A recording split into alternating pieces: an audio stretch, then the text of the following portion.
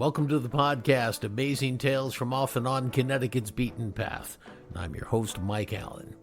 Well, you've probably seen or at least heard about the movie Arsenic and Old Lace. It's about two little old ladies who kill off tenants in their home with poison. Cary Grant starred in that movie. Did you know, though, that it was based on a true story out of Connecticut? Well, here to tell us about it are two representatives of the Windsor, Connecticut Historical Society. Michelle Tom is the librarian archiver and assistant director. Steph MacGillivary is the museum educator. They have the absolutely fascinating details behind this story, and they're going to be along in just a moment to share them with you. This week's trivia question, the headstone in the graveyard reads XYZ. What crime was the unidentified villain shot and killed for? Stick around after the main program, you'll get the answer, and then you'll know the topic for next week's show.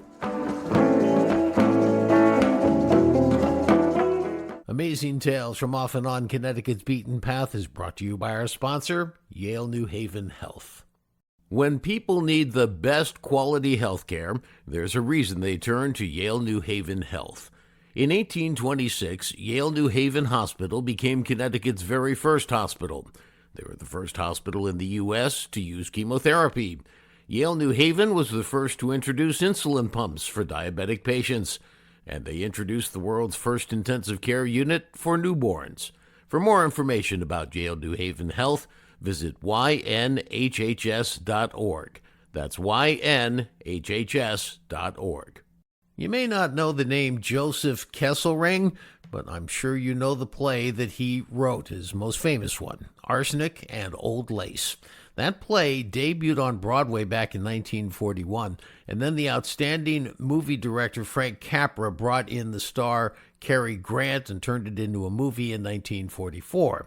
Well, both of the versions, the theatrical and the Hollywood, convey the story of these two matronly old maids who turn out to be serial killers, but they convey it as a comedy.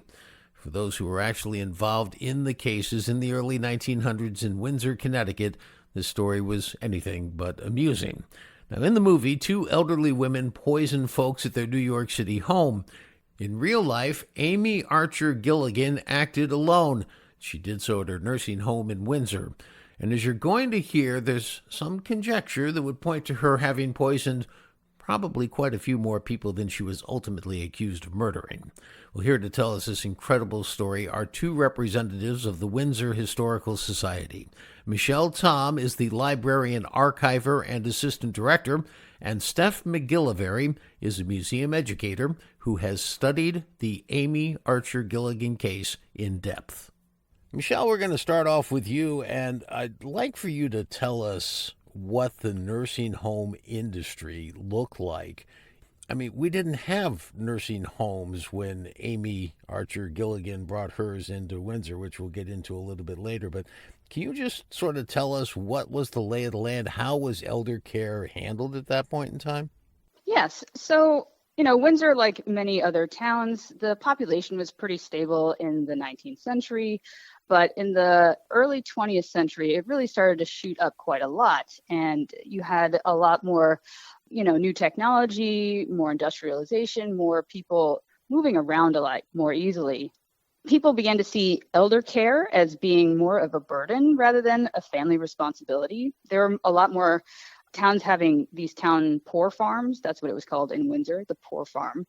I think the sense of that being elder care being a burden was probably true for both the younger generations who couldn't take care of their parents and grandparents in the same way that people in earlier eras could, where you'd have multi-generations in the same family. The older generations didn't want to be burdens themselves. So having this new nursing home model was pretty novel and attractive to a lot of different families. And is it fair to say that when Amy came into town with her nursing home, was that the first time Windsor had a nursing home? Yes, Amy's nursing home was the first one. As I said, we had the town poor farm. It was also known as where they kept the paupers, I guess. So there was the town home where people without families, they were kept in the thing called the town poor farm. So, Steph, let's bring you in now, and you've studied Amy Archer Gilligan extensively. we don't want to jump right into what happened in Windsor. Let's set it up a little bit, and let's go back to, I guess she was born ironically on Halloween Day in 1868 in a little village in Connecticut called Milton. Tell me what it was like when she was born, and tell me about her family. She was one of 8 children. Apparently, there was some mental health issues within the family. One of her brothers, John, actually was an inmate, which we would call them a patient now, at the Connecticut Hospital for the Insane in 1902, and that's in Middletown. And I believe her mother did have a drug addiction to morphine. But I do know that in 1897, Amy married James Archer, and they would have a daughter, Mary, who would be born in December of that year. Now, they moved to Newington, right, and met up with this guy, John Seymour. What do we know about that? In exchange for care from Amy, he let the Archers into his home and let them live there, and they took care of him. After he passed, the Archers continued to rent the home from his heirs. They opened their first home, which they called Sister Amy's Nursing Home for the Elderly in Newington at that time. I guess it was around 1907, after Seymour's died, his heirs have let them continue to rent the facility and open up Sister Amy's nursing home.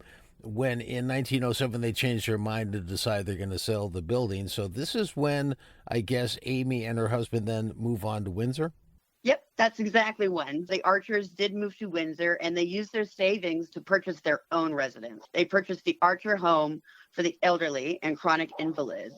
They were actually really pioneering elder care at the time, and so they were offering boarders the opportunity to pay $7 to $25 a week, or they could pay a one-time $1,000 life care fee, and they would be taken care of for the rest of their lives. And a lot of people chose that $1,000 a week. Now, tell me something about the tenants, I guess we'll call them. 3 things that most of them had in common. Number 1, they were elderly. Number 2, they tended to be quite infirm. And number 3, they were kind of isolated, right? They didn't have nearby family or keep in touch with them. So would you say that's accurate? I would say that's accurate. A lot of people who came to the home, they came because they needed help, but they didn't have family that would take them in. And so they had this option of Amy Archer taking care of them for $1,000 for the rest of their life. It seems like it's a really good deal for them. So now in 1909, the first, what I would call crack in the armor, maybe starts to show up. And you have this family in West Hartford, the McClintock family, that is upset about the care that one of their family members is receiving at her facility. What do we know about that? The McClintock family of West Hartford, they did file a lawsuit about lack of care being given to an elderly family member. They sued them for $5,000. And the case was actually settled out of court. So it didn't go to trial, but the lawsuit did have an impact on the Archers. Now, the pace of activity starts to heat up at this point, right? So it's 1910, and Amy's husband, James Archer, will die in 1910, leaving her with her 12-year-old daughter, Mary. What does she have to do for Mary? James does die in 1910. He dies of Bright's disease, which is a kidney disorder. We would call it nephritis now. In addition to leaving the daughter behind, he also left a bunch of back taxes. And that was causing quite the financial hardship for her. She wrote a letter to the tax collector in Windsor, basically saying, how could you be expecting me to pay taxes? I'm providing a service. I'm providing a service that nobody wants to do. And you're expecting me to pay all of these taxes. And I have a daughter. I'm a single mother. So she really felt that what she was doing was so important that she needed a pass. Michelle, let's bring you back in on this. I understand that the Windsor Historical Society actually has the original, or a copy of, I think it's the original of that 1911 letter that Amy Archer wrote to the tax collector. What can you tell me about that? Yes, we have this collection from the Gosley family. So Howard Gosley was the tax collector. Amy's daughter, Mary, was attending this Campbell School for Girls, which was a private school in town, and they required tuition. So she was writing in this letter to Howard Gosley. She says, quote, "No other town I ever heard of would think of taxing a home of this kind." She also alludes to her recently deceased husband, James Archer, when she says, quote, "I asked to be dealt with honestly. That is all. I fully realize my great loss and sorrow, and that I am alone, dependent on myself to care and educate my little daughter who was deprived of her dear father whom she loved so dearly. But I am not afraid to demand justice, and I think it is about time it is shown me." Now, Steph, let's talk about what happened 3 years after her first husband dies. She ends up getting married in late 1913 to her second husband, Michael Gilligan. Tell me about Gilligan. So Michael Gilligan was known as larger than life. He was a well-respected citizen of Windsor. He was younger, in his late 50s, and they get married. And very, very shortly, like 3 months later, Michael is dead, but not before he changed his will to leave everything to Amy. And he died of, I think it was heart disease and acute bilious attack. An acute bilious attack is a old-timey way of saying indigestion, but really bad indigestion. Now, I understand that his family, local family, was pretty upset that his entire estate went to her. Oh, yes. They were very concerned. They were upset because, they were only married for maybe 3 months. They were very suspicious of the whole thing. Later that same year, in fact, just a couple of months later, still now in 1914, a guy named Franklin Andrews has an issue. Now, the reason why Franklin Andrews is so interesting, and the reason why I wanted to establish with you earlier that most of her tenants were elderly, infirm, and kind of isolated, Andrews kind of broke that mold, right? He was 60 and he could still do chores and yard work and whatnot, and he kept in touch with his family. Tell me more about Mr. Andrews and then what happened to him. Franklin had maybe a mild disability. He had a little limp, but he was very, very close with his family. They all lived in Hartford, and they were, he had brothers and sisters who were all married, and he didn't want to be a burden on any of them. So he sees this advertisement for $1,000 lifetime care from the Archer home, and he tells his sister and he tells his family that's where he's going to go, and that seems like a really good idea for him. And when he was there, he was actually thriving. He became kind of like a de facto handyman. He would help around the house. There's a story of him and Michael Gilligan painting a fence together. In fact, he was painting a fence like literally days before he died. He was doing still handyman work around the house. But here's the most interesting thing about Franklin is that he would write letters home to his family. And at the bottom of every letter, he would say something along the lines of, there are 11 people here out of 20. 10 people have died since I've been here, and they come and they go, and so on and so on and so on. And that's literally how he would end every letter. So he was kind of keeping score of how many people had come and gone since he had been there. So now he is painting a fence. He collapses. 2 days later, he's dead. They say it's from a gastric ulcer. And one of his sisters, Natalie Pierce, comes in, is going through his belongings to clear out his room and whatnot. And she finds some more letters. What did she find? She found a letter from Amy to Franklin asking him for a $500 loan. And in the letter, she says, don't tell anybody about this. It's just our little secret. And so Nellie sees this letter, and she is instantly suspicious. We need to talk about Franklin's death. At the time that Franklin passed away, the home was actually at capacity. Franklin was sharing a room with another man. Amy was approached by a married couple who wanted to move into the home, and they didn't have any space. And so she told them that there was going to be space available in the beginning of June. This is May that this is happening.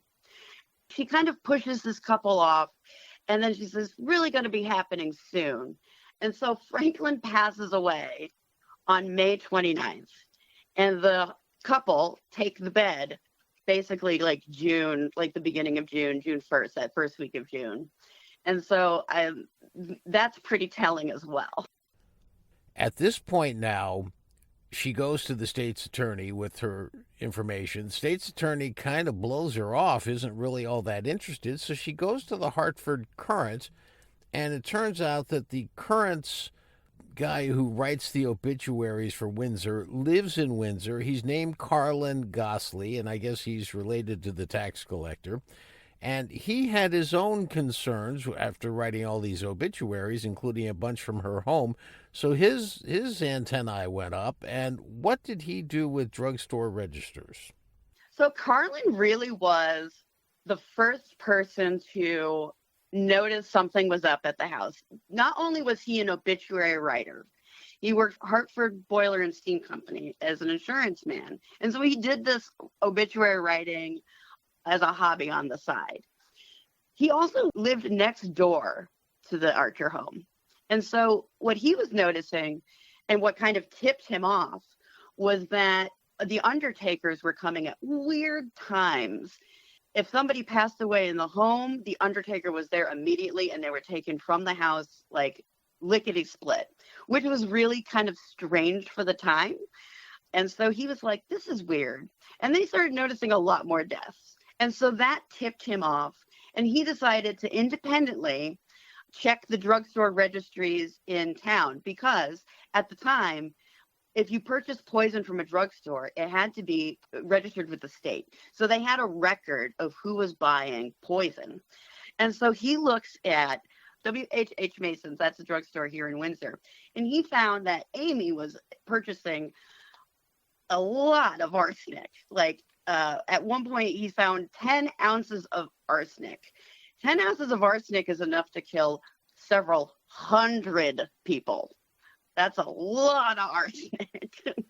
And so that's what tipped him off. So he took his concerns to Clifford Sherman, who was the editor of the Hartford Courant. Clifford Sherman was also really good friends with the state's attorney at the time, Thomas Alcorn. So when Carlin brought his suspicions, Clifford said, keep investigating it. I'm going to tip off Thomas Alcorn and we'll see what happens. And so Thomas Alcorn gets wind of it and they bring it to the governor. And the governor launches a full state police investigation. Now, the Connecticut State Police have only been around for a few years. They were founded in 1903 as the very first state police department in the country. Windsor had something called the Rogue Detecting Agency, which is basically like a citizen-run police department. Newspapers actually did a lot of the investigating for law enforcement at the time, because journalists had the access and they had the questions and they can get the evidence. There was this back and forth between law enforcement and journalists at the time. So Carlin Gosley, he not only investigates as a freelance writer for the Hartford Courant, but he also is the grand juror for Windsor. And that's another super important fact about Carlin, because a grand jury is the jury that decides whether or not there's enough evidence to charge somebody with a crime. He knew that Amy was doing something, and he was also the grand juror. Carlin was in the rogue. I think he started it. Amazing stuff. Now, I understand that Amy had mentioned that she was buying all this arsenic because she had rats and bed bugs in the place, and the Hartford Courant, heard that, but still went on and looked at things. And when the deaths at her nursing home started to accelerate, which was about the same time that the taxes were increasing, and they compared her nursing home to one of the only others in the state at that point, I guess one in Hartford that was 7 times larger. And during that same time period, the much larger facility had the same number of deaths, meaning it was just out of proportion at Amy's place. Now, they also found out that the kinds of deaths were sudden from looking at all the death certificates, and they had stomach pathologies, which was kind of interesting. And a lot of them came shortly after these tenants had given them large sums of money. Do I have that right? You have that right. You have that right. So they actually looked at residents of the Jefferson Street home for the elderly in Hartford. They were finding that in the same year, the Archer home and the Jefferson home had the same amount of deaths. And you're right, it was 6 times larger than the Archer home. And so that was something that really kind of also tipped people off. Now, the one thing, and you're right about the state police and the journalist society working together, the one thing, of course, journalism couldn't do that the state police could once they got involved was start to exhume bodies. And what did they find? So they exhumed Franklin Andrews' body. They also exhumed Michael Gilligan's body and a few others.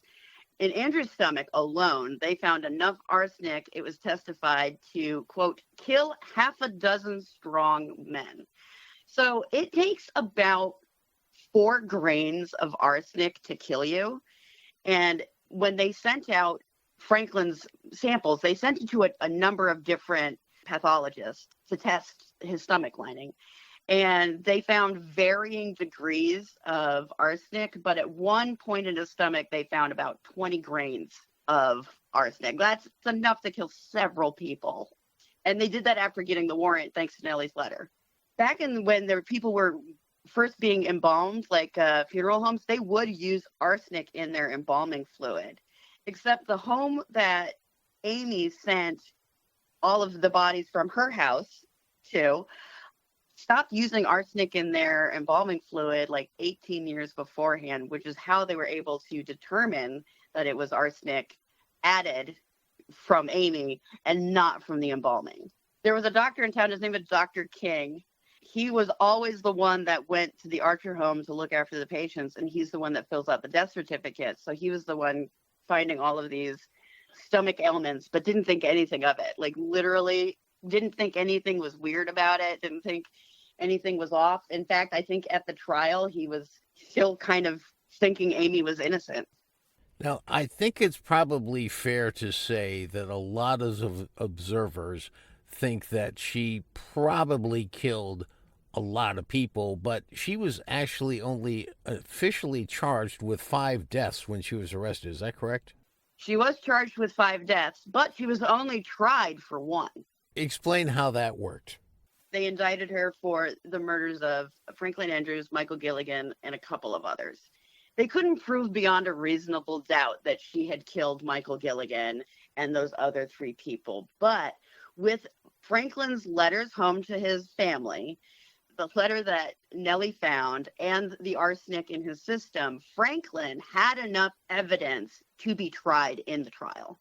They had enough probable cause or a reasonable doubt to try her for his murder. Now, in hindsight, with facts that we have today, it seems like a open shut case. But what I guess they didn't know at the time was, or didn't put the pieces together, was that when her first husband died, James Archer, back in 1910, she had taken out a life insurance policy on him weeks before his death. And then they find out years later that she apparently or allegedly forged her second husband's will, which changed his entire estate and gave it all to her. And this is the guy who died 3 months after she got married to him. So is that suspicious? Yeah. Michelle, you have some oral histories at the Windsor Historical Society that speak to literally this case. Could you tell us about those?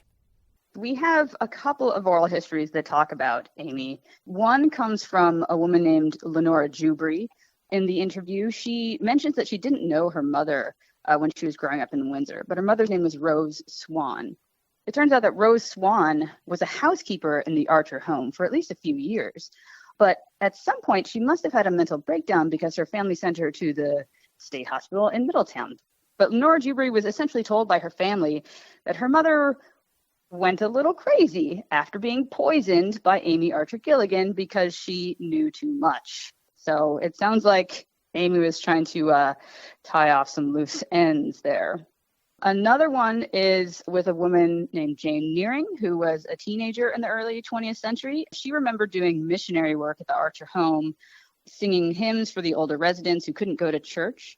And she said, quote, "When we were leaving, Mrs. Gilligan said to us, 'I hope you don't believe all the stories they're telling about me.'"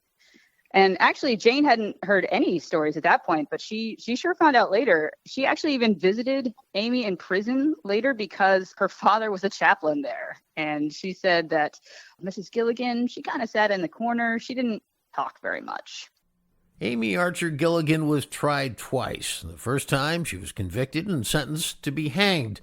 Well, she appealed, and this time she pleaded insanity, and she got a conviction again, but only a life sentence.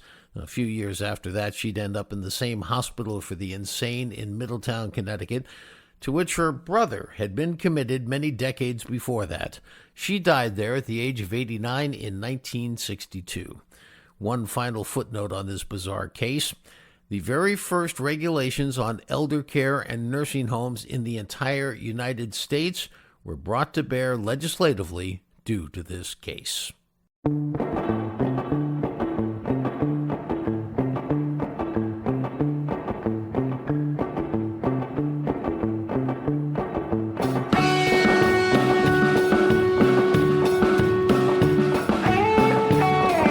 That wraps up this episode of Amazing Tales from Off and On Connecticut's Beaten Path.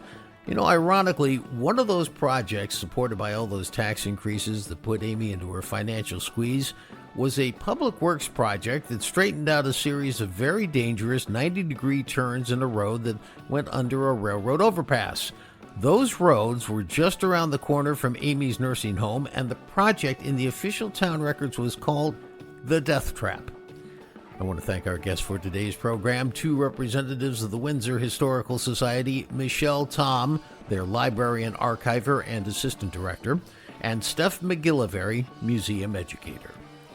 The answer to this week's trivia question, the question, as a reminder, was, the headstone in the graveyard reads XYZ. What crime was this unidentified villain shot and killed for? The answer is bank robbery.